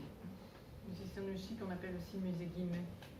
On ne sait pas, je ne crois pas, on n'a jamais trouvé le musée Guimet. Non, mais c'est Chanouchi, c'est celui-là, c'est l'ancien nom. Mais tu as vu Oh, pardon. Et je devrais avoir deux citations, mais vraiment qu'elle avait cette collection de Bouddha. Et oui, c'est ça, ils sont au musée Chanouchi. Elle écrit à Jean-Charles Brun, ce n'est pas la première fois que par votre négligence, on ne pardonne pour moi, ça c'est autre chose. Il était très amusant ce qu'elle a écrit, très comme amitié, n'est-ce pas, parce que j'ai commencé, je vais continuer. Ce n'est pas la première fois que par votre négligence, vous m'avez fait verser des larmes de rage, enfin, voilà. Je vous dois un de mes plus amers désappointements, de la vie. Pardon, ça n'a rien à voir avec Avenue du Bois, mais c'est un exemple très amusant de ce qu'elle écrivait quelquefois à Jean-Charles Brun. Alors, voici très vite sur les Bouddhas. Elle se trouve à Blois et lui écrit, je suis ici pour quelques jours. Jeudi, je serai de retour parmi les Bouddhas. Que voulez-vous? Je suis née impatiente. C'est pour cela que j'ai chez moi des Bouddhas très sages, que je l'espère m'apprendront un jour la vertu de la résignation. Parfait. Alors pour poursuivre un petit peu sur la description de l'intérieur de René Vivien que vient d'évoquer Imogène, j'aimerais vous lire son poème intérieur qui évoque bien cette atmosphère raffinée et malgré tout on peut dire quelque peu mystique quand même. Bien sûr. Dans mon âme a fleuri le miracle des roses. Pour me mettre à l'abri, tenons les portes closes. Les rideaux sont tirés sur l'odorant silence, où l'heure au cours égal coule avec nonchalance. Notre chambre paraît un jardin immobile où les parfums errants viennent trouver asile.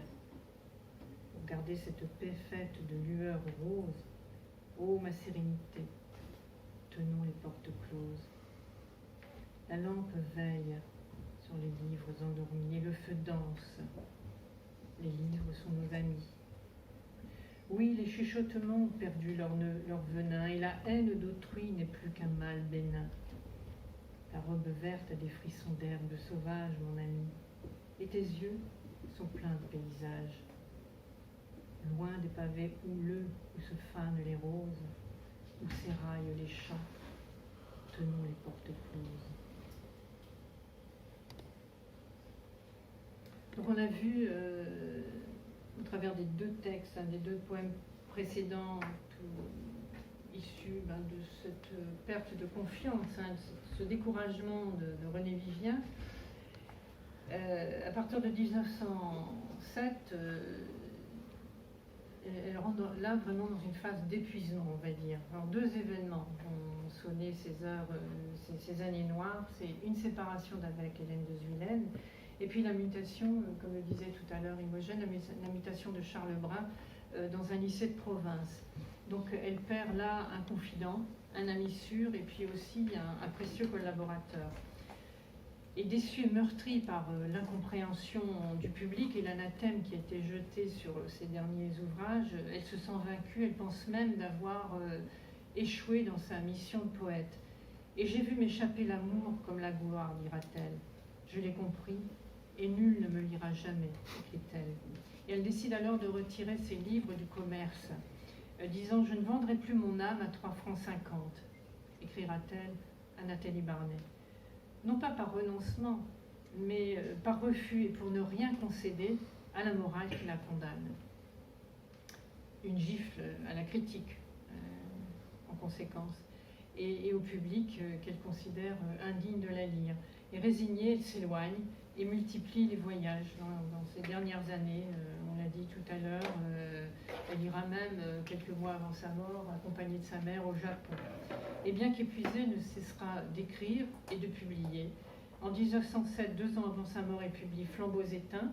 En 1908, Sillage, son chant du cygne, on pourrait dire. Et 3 autres recueils suivront, mais après sa mort, et qui auront été publiés grâce aux soins d'Hélène de Zuylène.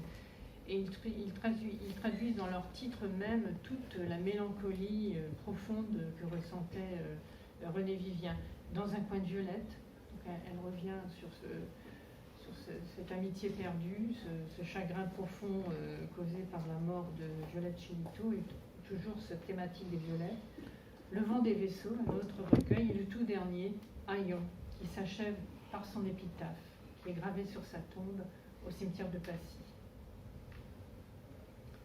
Voici la porte d'où je sors. Ô mes roses et mes épines, qu'importe l'autrefois je dors, en songeant aux choses divines. Voici donc mon âme ravie, car elle s'apaise et s'endort, ayant pour l'amour de la mort pardonné ce crime, la vie. Elle meurt le 18 novembre 1909 à 6h45, âgée seulement de 32 ans. Un office somptueux en l'église de Saint-Honoré-des-Laux à Paris. Elle est inhumée sur une simple dalle au cimetière de Passy auprès de son père. Et c'est Hélène de Zuylène, avec l'accord de la famille, qui, trouvant la tombe trop triste, va ériger cette petite chapelle gothique que l'on peut évidemment, sur laquelle on peut se recueillir actuellement, au cimetière de Passy, où on peut retrouver sur le côté gravé l'épitaphe que je viens de vous lire. Alors, pour terminer cette conférence, ce que nous voudrions dire, c'est que loin d'avoir échoué, comme elle pouvait le penser à la fin de sa vie, René Vivien réussit sa mission de poète. Les thèmes modernes, universels de son génie poétique et la forme classique parfaite la classe parmi les plus grands. Et pour clore cette conférence, je voudrais vous lire un quatrain épitaphié qui a été composé à la mémoire de René Vivien par Claude Évrard, qui a fondé en 1994, comme le disait tout à l'heure Martine, l'Académie René Vivien. Une académie qui a été fondée en Picardie, et justement pour honorer un petit peu, oui, honorer, non pas qu'un petit peu, mais honorer la mémoire de cette poétesse. Une ombre pâle a recréé les souvenirs cendrés, et dans la poussière spectrale, tendrement, j'ai respiré ta mort. Voilà. terminerons sur ces mots. Et mais avant de quitter, juste encore quelques mots sur l'Académie René Vivien. Donc bien sûr honorer la mémoire de René Vivien, mais également d'autres poétesses tombées dans l'oubli, mais pas que. L'Académie René Vivien est aussi ouverte à tout poète. Nous avons donné des conférences et des entretiens sur des hommes, Gilles Prévert, Joël Bousquet par exemple. Et chaque année, en décembre de chaque année, et donc c'est un prix qui avait été au départ créé par Hélène de Zuilen en 1935 et qui a perduré jusqu'en 1939. Il a ensuite été abandonné en raison du départ d'Hélène de Zuilen aux États-Unis pour se protéger de la montée du nazisme, puisqu'elle était juive.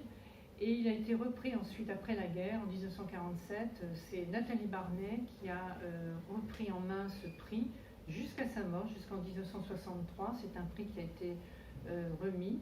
Et nous, en 1994, nous avons, ne connaissant pas l'histoire que je viens d'évoquer de ce prix, nous avons cru créer le prix René Vivien, qui en fait existait déjà.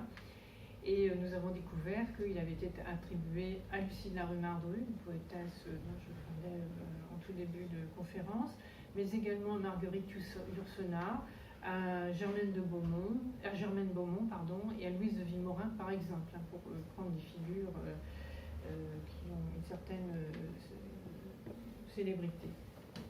Voilà ce que l'on pouvait vous dire sur ce personnage qui je l'espère, continuera à vous faire, à attiser votre curiosité en tout cas. Nous vous remercions bien sûr pour votre écoute et puis je tiens à remercier Marty d'avoir organisé oui, nous avons offert cette possibilité de donner cette conférence ici à Gazette Café, un lieu que nous ne connaissions pas du tout, qui est riche d'événements. Fourmille un peu de culture tous azimuts, on dira. Voilà, donc merci à vous, merci de votre présence. Merci. Et sur la table, vous allez trouver des flyers qui vous permettront, si vous voulez connaître un petit peu mieux les activités de l'Académie René Vivien, vous allez trouver les coordonnées de l'Académie René Vivien, coordonnées postales, mais également l'adresse de notre site. Nous avons un site internet sur lequel vous trouverez vraiment l'ensemble de nos activités. Et puis également l'activité des membres également, vous verrez qu'ils publient aussi pas mal une présentation de leurs ouvrages. Vous trouverez la présentation de cet ouvrage-là sur les lettres inédites de Jean-Charles Lebrun. Et puis j'ai exposé également 3 de mes recueils poétiques si vous souhaitez découvrir un petit peu ce que je peux faire dans ce domaine. Voilà ce que je peux écrire. Voilà. Bon.